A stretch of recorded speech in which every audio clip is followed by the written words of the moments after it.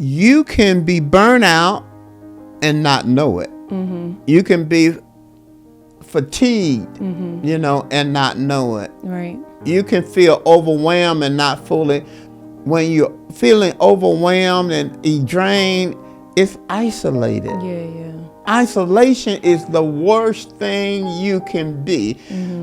Sometimes we need others to be praying for us. Yeah. And what Satan thrives on is isolation. He wants you like the little jeepers. And you need those type of friends or family members or whoever it is who, when you get quiet or you get silent, they can see something ain't right. Something's going on. That I'm not going to go back to church again. Yeah. And stay in isolation. I think that's dangerous because once you get isolated, discouragement was my kryptonite.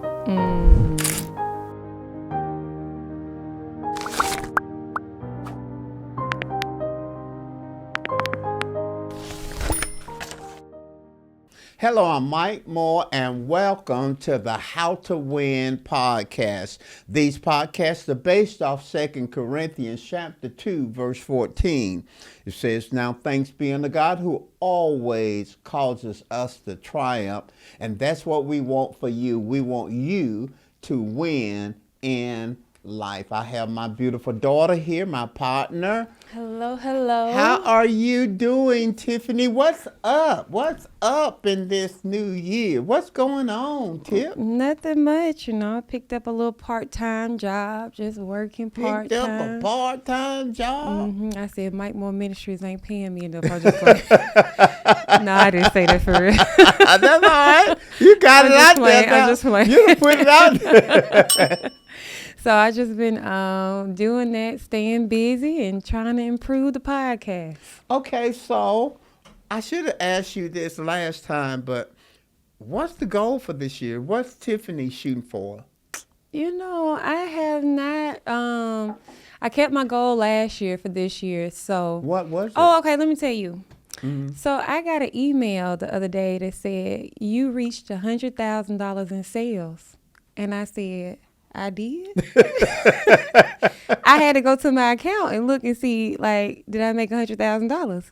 I did not make $100,000, but I said that's prophetic. So That's prophetic. yeah. Okay. So I actually screenshot that. So that's that is a goal, to make Okay. $100,000 in sales. $100,000 in sales. Yeah. Okay. I don't know what the sales gonna be in, but $100,000. You just grab hold to it. Yeah. And then I've been working with more brands, so brand partnerships for my business and stuff like that. So that, and then I got a life list that I'm going to try to accomplish some of my stuff. Like one of them is I want to read the whole entire Bible. Okay. Another one is I want to learn how to speak Spanish before the Super Bowl. But I ain't going to learn all of it, but just a little bit. You want to learn how to speak Spanish? Yeah. Before the Super Bowl? Yeah, I ain't gonna make that goal, but I want to know a little something for Bad Bunny when he performed for the Super Bowl. And I think I had it's a bunch of stuff that I got on my list, my life list. We never talked about your business. We didn't. Huh? We did. No. What? Tell them about your business. So I have a brand called More to Health. More to Health. Okay. Yes. And so at one point I was doing health coaching. I kind of stopped that. So I still just do walking workouts on YouTube.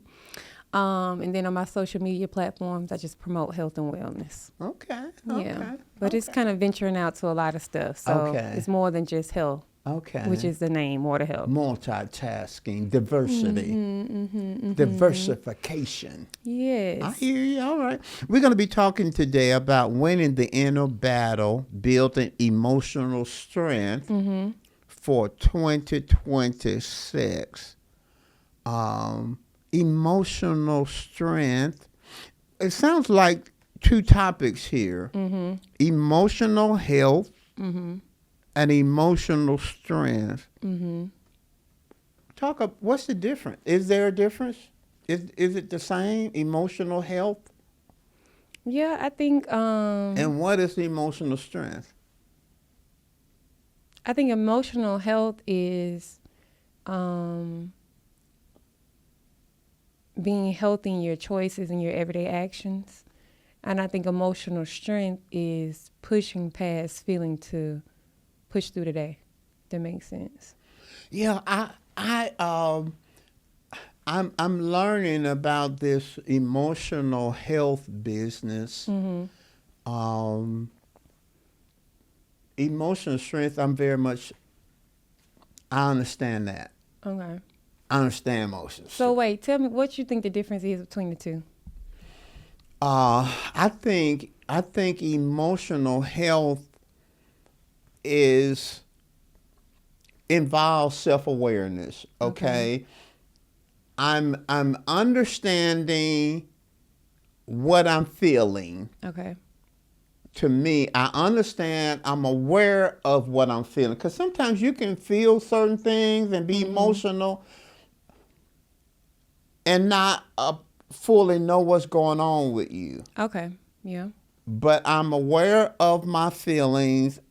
I'm naming it properly, and then I'm managing my emotions. To Okay. me, that's a emotional strength, and I give Emotional health or emotional it strength? emotional health. Okay, so what's emotional strength for you? Okay, emotional, and then I'm gonna give you an illustration of maybe both of them. Okay.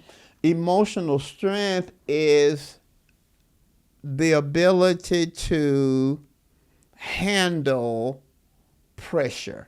That's Okay. my definition. Okay. Pressure. A pressure situation where I am grounded, I'm stable. Resilience is a part of it, because sometimes you get thrown, but you bounce back. For example, we all have pressure situations where Right. it could be job pressure, it could be family pressure. We've had members to have loved ones to depart. Walking through grief takes strength.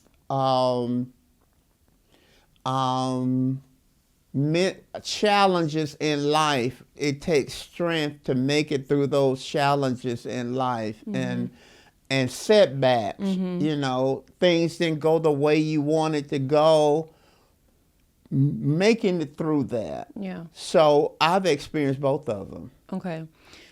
So you talked about emotional health, and then you talked about emotional strength. And before we can kind of like go into like how to do it, one of the reasons why we wanted to talk about emotional health / strength is because a lot of times you can have visions or goals, but if you're not emotionally in a place to stay focused or stay consistent with the things, and it's kind of hard for you to reach those visions or goals, right? So with emotional, I guess this would be like emotional strength. How does a person recognize whether or not they've hit that fatigue phase Well, emotionally? Like, are there, like, okay, if I'll give you an example, like for some people, they are very snappy.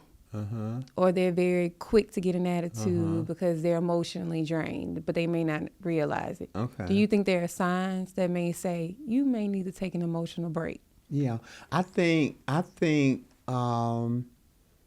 person can experience emotional fatigue and not know it. But it comes out in symptoms, like you edgy. Okay.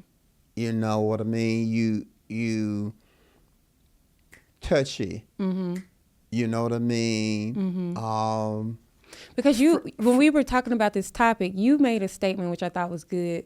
Because I was like, do you think this topic would be good? And you said, yeah. You said that the reason why you thought it would be good is because we went from holidays, whether it be from November to December, and everything was really, really like high energy, or in some cases it could be very low energy if you had struggles during that time, to now you have to flip it to a new year, right? And so you were saying that a lot of people emotionally can be drained from that season. Yeah, and I got a lot of reasons why I thought it was important, this subject was important. And I'll share what you just brought up. You're going all year, and you working through the year, and then you hit the holiday seasons. Yeah. Well, the holiday seasons can be full of pressure. Yeah. it can be full of pressure because of the commercialism and things you want to do and things you want to buy for your family and your kids and all that. But it can be emotionally challenging because if you have a significant loved one to depart, then the season can drain you because you're now dealing with the absence of somebody who were with you in these seasons. And now all of a sudden you got to adjust to the season without that person being there. And it takes time to adjust. You know what I mean? It just takes time to adjust. And now a significant husband, wife, child, brother, sister, friend, partner is departed, and you're going through a season and they made a contribution, they were a part of it, and now you've got to revamp, change routines, start maybe some new traditions. Because sometimes when people try to do the same thing the exact same way, it depends on how big of a contributor that person was. For example, if it was your grandmama or whatever, and you always went over their house and she did all the cooking, you know, and you loved the way she cooked and her food and all that, then you try to have the same experience, but you don't have the major player there. It can be very difficult. So it's just a lot of stuff that people have to go through just through the season, and then they get on the other side of the season, they can be just out of it, tired. Do you think that some people are numb to it and don't recognize it? So that's kind of like one of the reasons why I asked that question of how you recognize it. Do you think that people are numb to it? Well, let me go back to emotional health. Because strength to me is making it through it. Health is assessing where I am. You can be burnt out and not know it. You can be fatigued, you know, and not know it. Right. You can feel overwhelmed and not fully. But see, my issue with mental health, emotional health, was rejection. Okay, so it was stuff that had happened or didn't happen in my past. Yeah. And so a person can have deficits emotionally. Like I'm in rejection mode, but I don't know it. Yeah. I don't understand why I'm feeling the way I'm feeling. So it's hard for me to manage something and control something and work through something, and I don't know what it is. Yeah. I don't have a clue. All I know is emotionally, I'm not good. I know that I'm not good, but I don't know what it is. And I was praying, and the Holy Spirit spoke to me and said, rejection. Well, I didn't have a clue what that was. So I got to study that, and that, you know, and then it made sense. So whether it's burnout or rejection or resentment or betrayal, a lot of people are not healthy emotionally. Yeah. And I was not, I was functional, but I wasn't healthy. And so health is being able to, you're self-aware of the fact that you are not where you need to be emotionally, and then you can properly name it. Yeah. Okay, it's hurt, is rejection, is disappointment, is trauma from my past. Being able to name it accurately, and then control, manage, whatever you want to call it. But then in that part, you may need some help, like therapy, like counseling. Yeah. whatever. Yeah. Okay, so this month is MLK month, Martin Luther King Jr. month, and so we celebrate him and the accomplishments and achievements that he's made. But when I think about his life and I think about like his emotional health, why do you think, because when I think about leaders from the past, I would say that they seem to have more resilience than some of us may have now. Why do you think that leaders like that in the civil rights movement or people from the past had more resilience? And I'm pretty sure they had moments where their emotions kind of took over a little bit. How do you think, or why do you think that they emotionally kind of persevered more in those times? I think there are a number of reasons, but I'll share one. Mm-hmm. I think it's a sense of calling, a sense of purpose. Mm-hmm.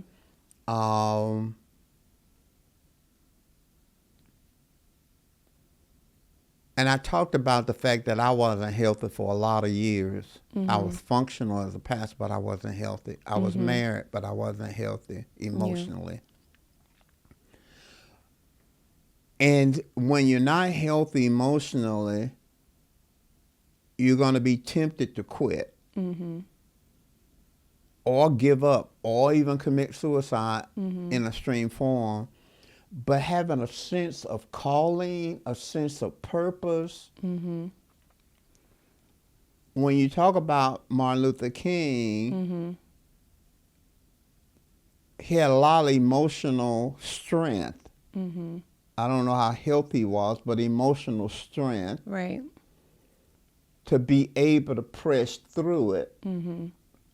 But I don't think it was just willpower. Mm-hmm. I think it was having a sense of purpose, a sense of calling, an assignment.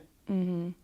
And I think that is so very important to walk through grief, to manage feeling overwhelmed, because sometimes you can just be overwhelmed. Right. Here's an area that people struggle with too, and I think Satan is a lot behind it. It's what I call overload. Mm-hmm. I think he tries to hit us in different areas, all at the same time. Mm-hmm. And I used to feel that sometimes, like I'm struggling financially, I'm struggling to get my church growing, my stomach hurt me. We're struggling in our marriage. And so sometimes people just feel overwhelmed. They just feel overwhelmed. And so having a sense of purpose, a sense of call is one thing. But I think there's some natural things too.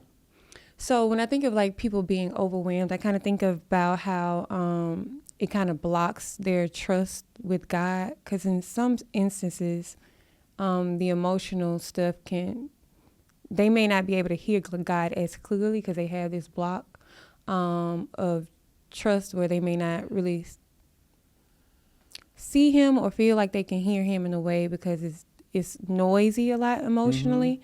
So how does a person kind of like break that barrier of it being like noisy or also kind of being cloudy when it comes to that trust part, even in the emotional part of trusting him to help you in that area? That's why this topic is so important. Because when you're feeling emotionally drained or fatigued or overwhelmed or grief or whatever it is that you're going through, a hard breakup, a divorce, it's difficult sometimes to hear God because you got so many emotions shooting through. It's kind of difficult to hear God. And I think that's why community is so very important. I think the worst thing to be when you're overwhelmed, feel overwhelmed or drained or fatigued or battle worn, you just don't feel like fighting, it's community. Battle worn? Yeah, well, you just I fighting. like that. Fighting. You feel like you've been fighting. See, there were times I felt like I was fighting. like outside, folk persecute me, talking about me. Inside, I'm struggling. I'm in a fight, see. And I think community is so very important because the worst thing you can be when you're feeling overwhelmed and drained is isolated. Isolation is the worst thing you can be. Small group, congregational worship, close friends and people that you're connected to, you got to have somebody around you. You remember when Paul got stoned over in Acts chapter 14? Watch this. Watch me. When Paul got stoned, Paul was like this.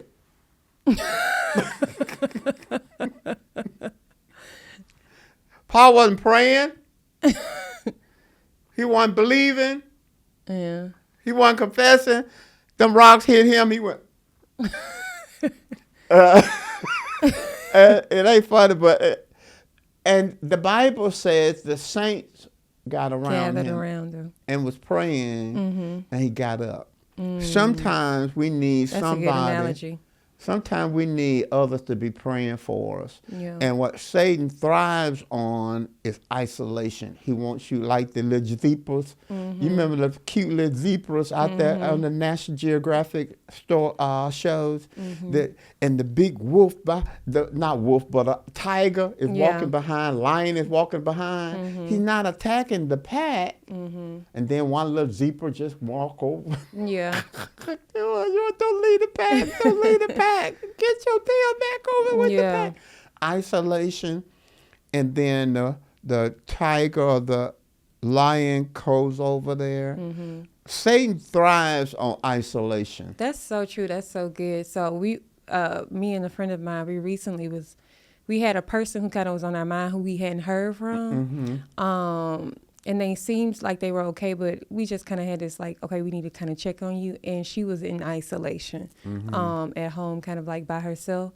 And so I do think like what you're saying, you need those type of friends or family members or whoever it is who, when you get quiet or you get silent, they can see something ain't right. Something's going on. See, there's nothing wrong with processing your thoughts. You know what I mean? You want to process. You can't always process around somebody else.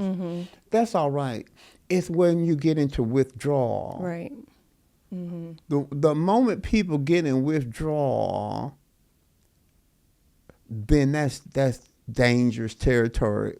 Because you just in your thoughts, see? You just in your thoughts, your thinking, and then Satan is very clever in that he try to sow thoughts in such a way where you think it's you thinking that, when really he planted the thought in your mind, but you're in isolation. That's why I'm a big stickler for church attendance, running to God when you in trouble, not running away from him.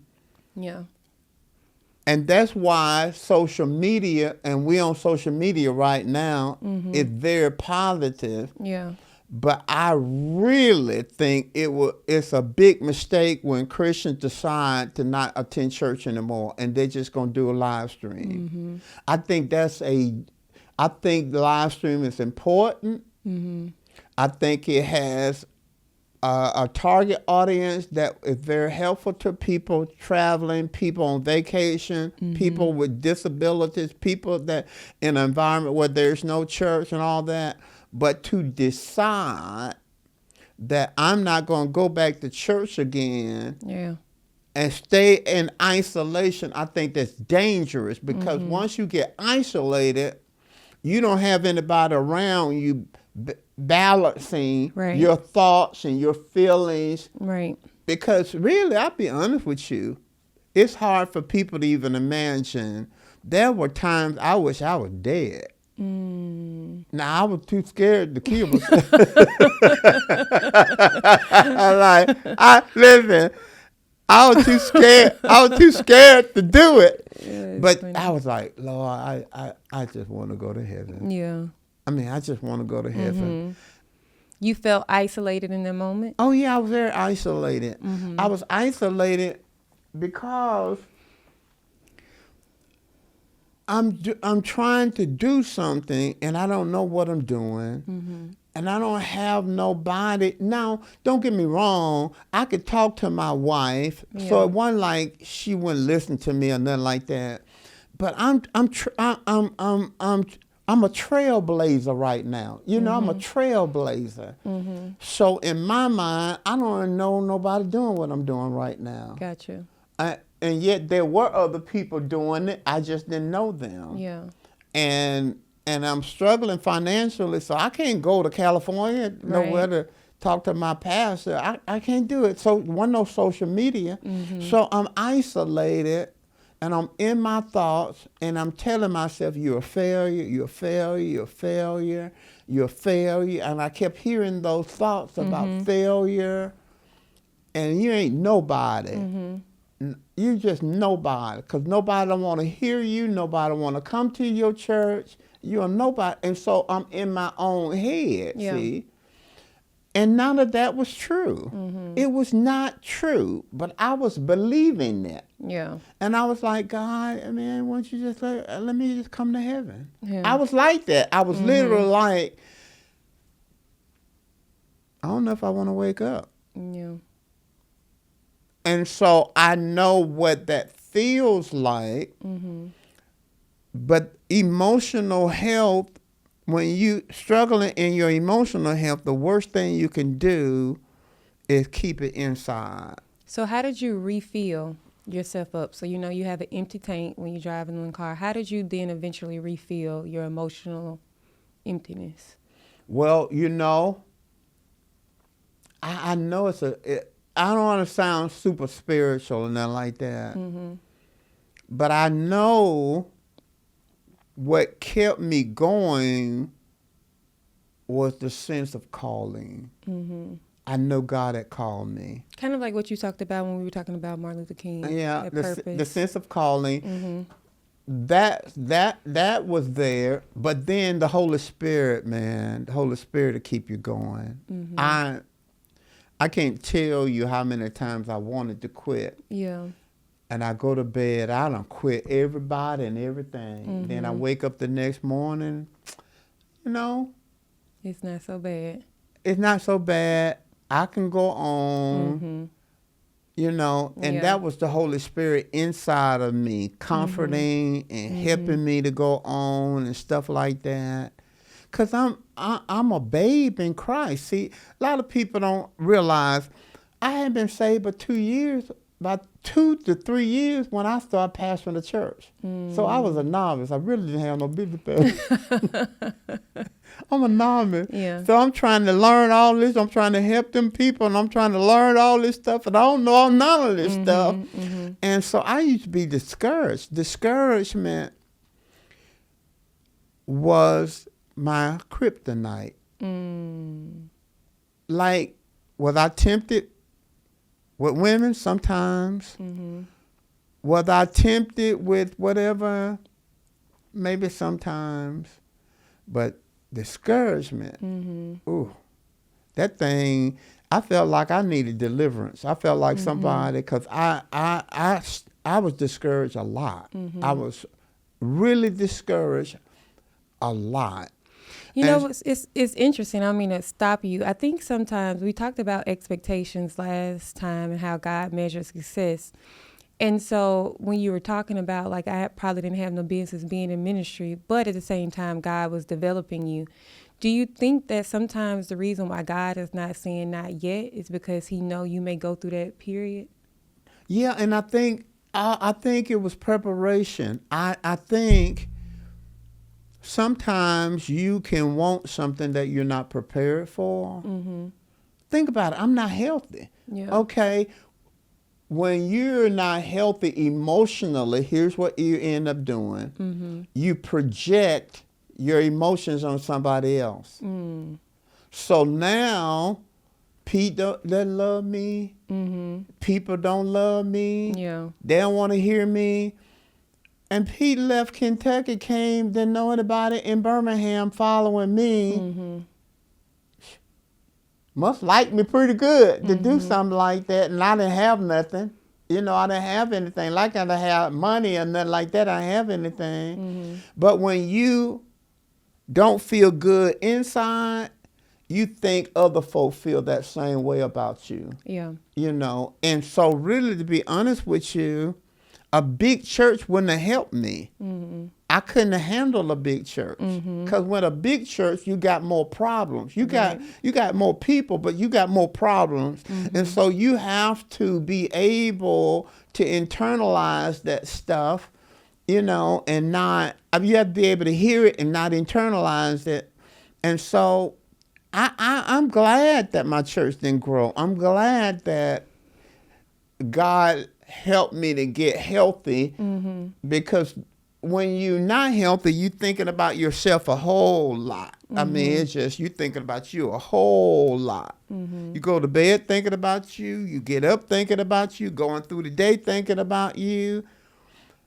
When you're healthy, you're thinking outside of you. You're thinking about others and blessing others and what you can do for others and stuff like that.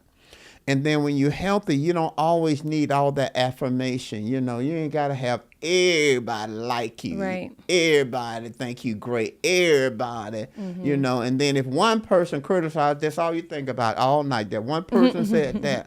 When you're healthy, you understand some things go with the territory. Yeah. I wish I had the health that I got now when I was early. Which is why you started the mentor program. That's why what? You started the mentoring program. I started a mentoring program to help people who may not be healthy. Because I think pastors don't get discount tickets. Yeah. Apostles, prophets, evangelists, teachers, they don't get discount tickets. They deal with the same things that we deal with. The problem is a lot of times they're dealing with it in isolation. Yeah. Because there's nobody to talk to, because everybody else is looking up to them. So they don't have nobody else that they can talk to and be naked. Yeah. Sometimes you need to be naked. Sometimes you don't need to be reverend. You don't need to be apostle. You don't need to be whatever. You need to say, I'm hurting. I'm upset. I'm discouraged. I'm lustful. I wanna go with somebody. You know, you need somebody. Yeah. You need somebody you can talk to, and you don't lose ground. Yeah. That's good. They can still see you in a positive light. No, you just being challenged right now. That's not you. That's your feelings. That's your emotions. That's what you're dealing with. That's a good plug right there. So if you didn't make the mentoring program this time, be sure to sign up for it next time, because that'll really help you. It'll be running again next year. It's a 10-month program. You can always contact the office, find out you can get in it, but I'm charging folk for it. And so you can call and find out about that, because I think leaders need somebody to talk to. That's good. All right. So as we wrap this up, give us some pointers or give us a mindset shift, because we're talking about the beginning of the year. We've talked about vision. We talked about how God measures success. So give us a mindset shift that we can go leading up into the rest of 2026 that'll help us live in peace emotionally. If you're feeling like I'm not healthy emotionally, you need to get counseling or therapy, and don't run from that. Run to that. Therapy doesn't mean you crazy, you know all that. No. Therapy means there's somebody going to help you walk through maybe what you're feeling. Right. And you need to have, and sometimes people need to have somebody that may not be aware of everything, their life, and somebody that is objective to talk to. You need to do that. Another thing I think will help a person emotionally is deciding to act responsibly. And I'll tell you where I get this from. Act responsibly, but leave outcomes to God. Act responsibly, but let go of the outcome. Let go of controlling stuff. Sometimes our emotional problems are connected to we want to be in control of everything. We want to control. God said this to me, and this is the principle. because I was worried about the church not growing. It bothered me. It just bothered me. I didn't know what to do. I couldn't get that thing to grow. I didn't know what to do. And the Spirit of God said to me, do your part, rest, and the church will grow. Do your part, rest, the church will grow. What he was saying was, act responsible. Find out what are you supposed to do. Do what you're supposed to do. Whether it's pray, whether feed the folk, whatever, or if you're in business, do what you can do in the business. You know what I mean? Organize, set up your finances properly. Do what you know, and then let go of the outcome. Yeah. You know, let go of control of the outcome. It'll take a lot of pressure off you. If you act responsible, then I would say chill. Chill.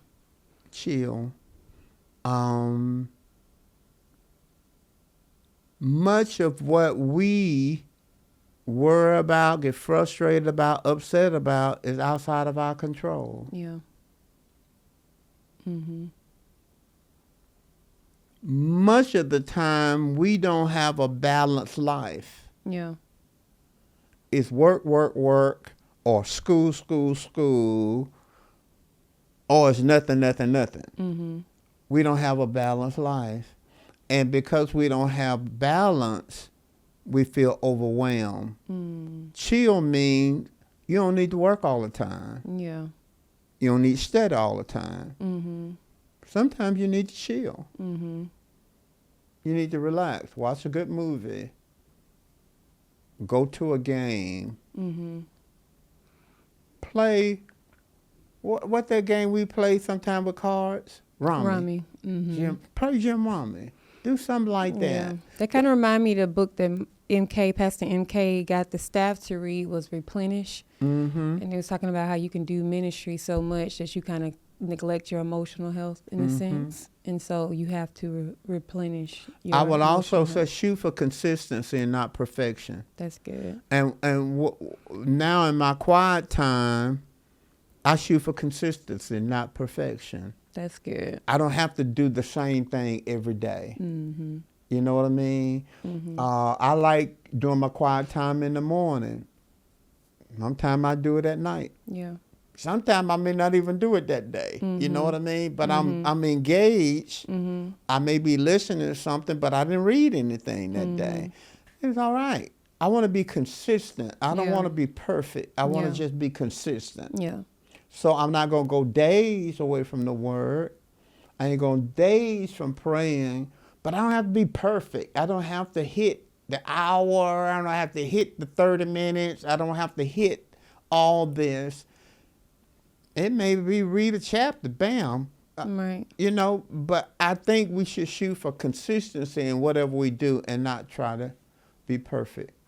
One tool that I would suggest is that Mike Moore has written a book called Help My Mind is Under Attack, Replacing Inner Chaos with Enduring Peace. So if you have not had a copy of that book, or if you read it, it's always good to go back and reread, and you may see something that you didn't see the last time. So go ahead and check that out. You can check that on Amazon. I believe we have it on Audible. So you can check out that book, Help My Mind is Under Attack. And so we want to say thank you guys so much for tuning in with us. We hope that something was shared today that blessed you. And we hope that you will share this word with someone who you know this may help. Good. All right. We'll see you guys next time. See you later. Bye.